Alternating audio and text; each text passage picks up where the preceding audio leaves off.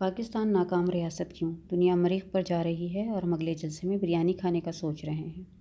ہمارا ملک 1947 سے 2024 تک اپ گریڈ ہونے کے بجائے ڈیکلائن کی طرف کیوں جا رہا ہے؟ اس کی بڑی وجہ یہاں کے لوگوں کا خداداد نعمتوں کا غلط استعمال ہے یا کوئی عالمی پروپیگنڈا وغیرہ جو ملک کو کمزور سے کمزور تر کرتا گیا؟ تو آئیں حقائق کو تلاش کریں۔ آئی ایم ایف نے مڈل ایسٹ سینٹرل ایشیا کی علاقائی آؤٹ لک رپورٹ جاری کر دی ہے۔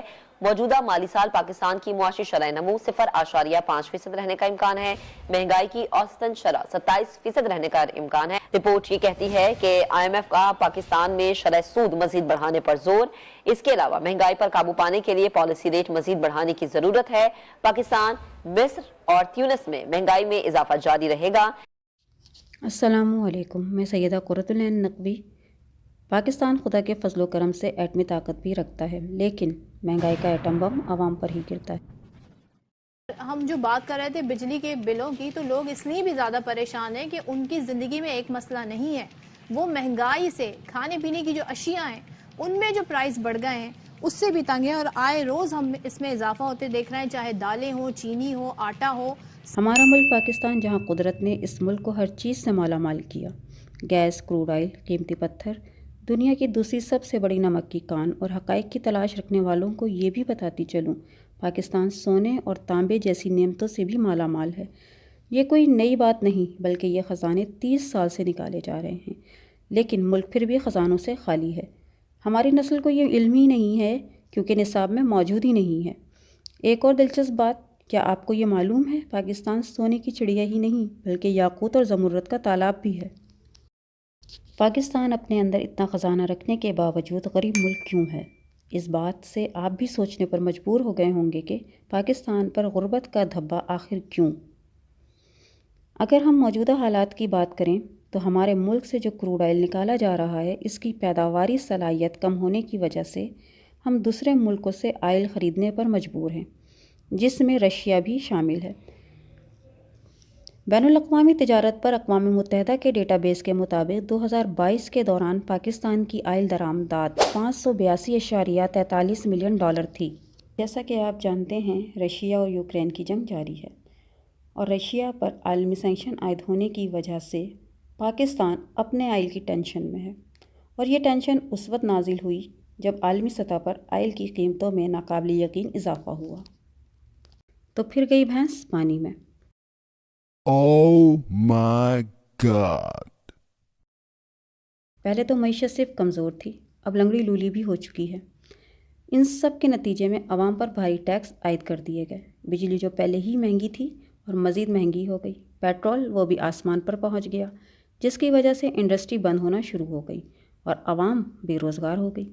نئے ٹیکسوں نے عوام کا جنازہ نکال دیا۔ لوگ ایک وقت کی روٹی کے لیے بھی ترس گئے۔ جس تیزی سے مہنگائی کا جن بوتل سے باہر آیا، اس کے برعکس تنخواہ وہیں کی وہیں ہے۔ ان حقائق کی بنا پر آئل کی کھپت میں کافی کمی دیکھی گئی ہے۔ آئل کمپنیز ایڈوائزری کونسل سے جمع کردہ اعداد و شمار سے پتہ چلتا ہے کہ 2022 سے 2023 کے درمیان آئل کی کھپت 16.61 ملین میٹرک ٹن رہ گئی، جبکہ 2021 میں 22.6 ملین میٹرک ٹن تھی۔ اس کمی کی وجہ سے صنعتوں کا بند ہونا، مقامی ٹرانسپورٹ میں فیول کی کمی، گاڑیوں کی خرید و فروخت کم ہو جانا اور مصنوعات کی قیمتوں میں اضافہ ہونا بڑی وجوہات ہیں۔ کیا آپ میری رائے سے متفق ہیں؟ کامنٹ میں ضرور بتائیں۔ اور مہنگائی کا رونا تو درکنار، ہمارے ملک کا بڑا المیہ سیاسی فساد بھی ہے، جو ملک کو شب و روز اندر سے کمزور کر رہا ہے۔ میں بھی کرتا ہوں، بول رہا ہوں، میں آپ کو بتا رہا ہوں،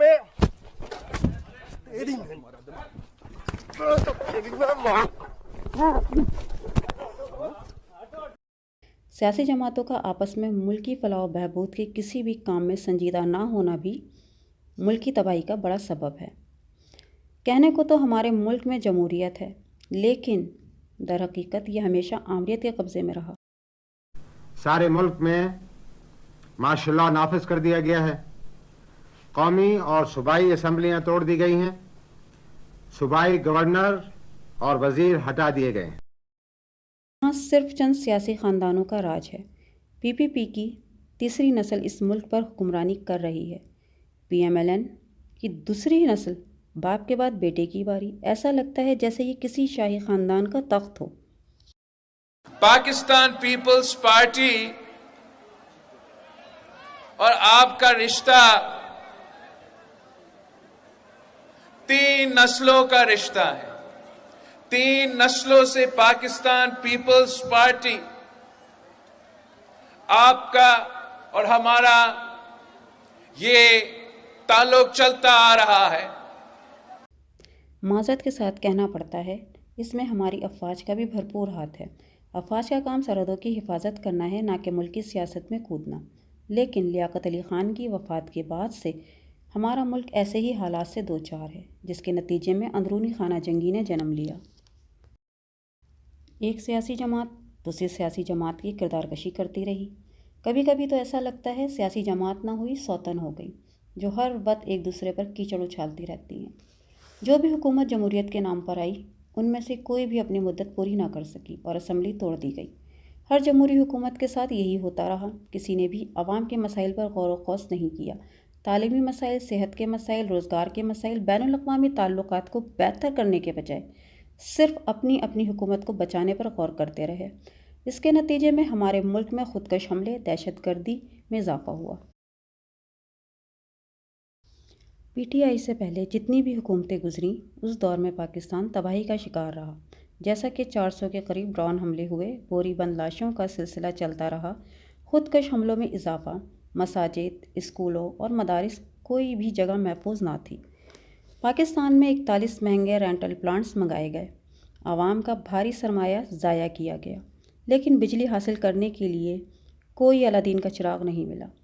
मुल्क वही अंधेरों की नज़र रहा और IMF के कर्ज़ों तले मुल्क डूबता चला गया। IRA का नारा लगाते हुए PTI की हुकूमत आई, जिसने ये उम्मीद दिलाई कि तब्दीली आएगी। फिर कुछ तब्दीली भी आई।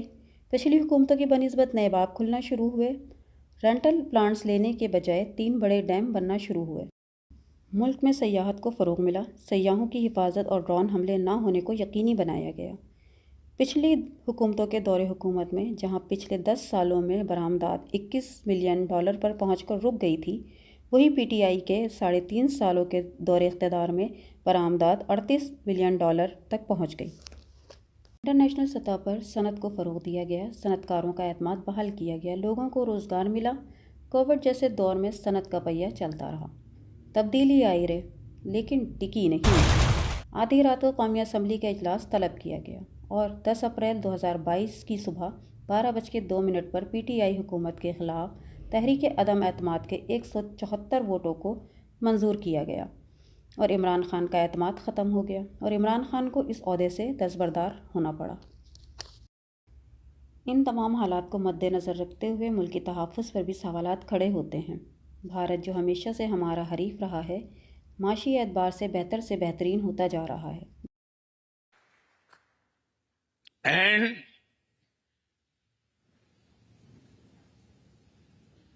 And India will be the third largest economy soon. जिसको देखते हुए इंटरनेशनल मार्केट भारत का रुख कर रही है और भारत चंद ही सालों में टेक्नोलॉजी और रिसर्च में अपने उरूज पर है। इसके सैटेलाइट खला में मौजूद होने के साथ साथ स्पेस डिस्कवरी में भी आगे हैं। और सिर्फ भारत ही नहीं, अफ़गानिस्तान, जो हमारा दूसरा हमसाया मुल्क है, जिसकी हुकूमत की तब्दीली के बाद से बैनुल अक़वामी सतह पर दूसरे ममालिक से ताल्लुकात गैर मुस्तहकम हैं, जिससे पाकिस्तान भी मसाइल का शिकार है।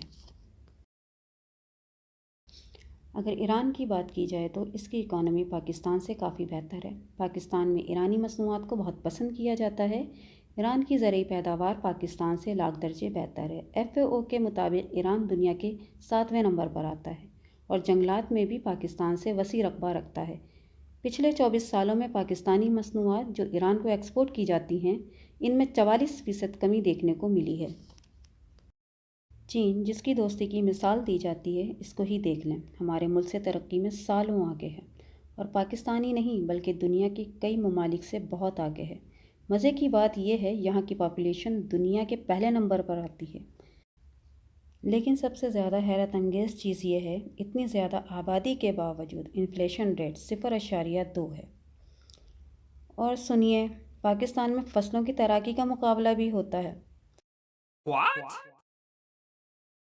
فصلیں بہہ جاتی ہیں اور عوام بھوکی رہ جاتی ہے۔ حقائق کی تلاش کے ساتھیوں میں بات کر رہی ہوں کلائمیٹ چینج کی۔ پاکستان میں سیلابوں کا آنا اور تباہ کاریوں کا پیدا ہونا ہر سال کا معمول بن چکا ہے۔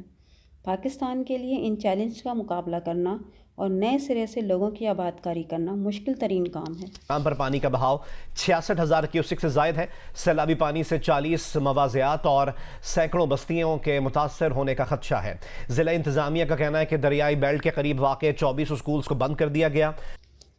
اس مصیبت سے نپٹنے کے لیے ہزاروں امدادی کیمپ لگائے جاتے ہیں اور انٹرنیشنل امداد بھی طلب کی جاتی ہے، لیکن کیا وہ امداد پوری سیلاب زدگان پر لگتی بھی ہے یا نہیں، اس کا علم نہیں۔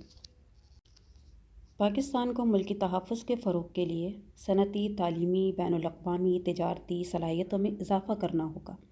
دہشت گردی کا خاتمہ، عوام کو بہتر روزگار کا ملنا، اچھی تعلیم و تربیت کا ہونا جس سے ایک صحت مند دماغ فروغ پا سکے اور ملک ترقی کی راہ پر گامزن ہو، بہت ضروری ہے۔ ان تمام حقائق کے بعد ایک سوال میرے ذہن میں بھی آتا ہے، ہم کب تک اندھیروں میں رہیں گے؟